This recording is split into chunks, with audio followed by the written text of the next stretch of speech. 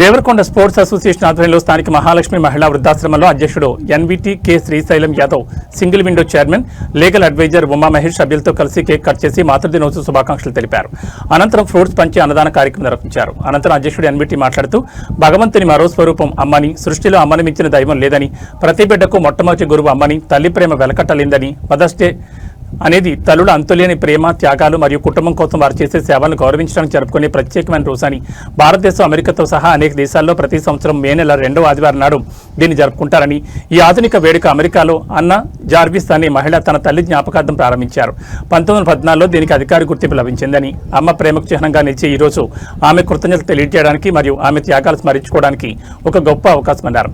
ఈ కార్యక్రమంలో ప్రధాన కార్యదర్శి తాళ శ్రీధర్ గౌడ్, కోశాధికారి Krishnakishore, Rapole Niranjan, YS Karunakar, ATO Prasanna Kumar, Sujith, Sanchareddy, Gajula Yadamma, Hemalatha, Jayalakshmi, Janaki, Steven, David Phillips, Jameer, karate master Gopi, Srikanth, Mahesh, Murali, Kishore, జామ్, శేఖర్ రాజ్ కుమార్, మల్లేష్, క్రీడాకారులు, కళాకారులు తదితరులు పాల్గొన్నారు.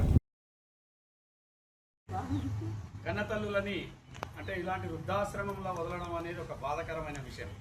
అంటే ఎన్నో కష్టాలు ఉంటాయి.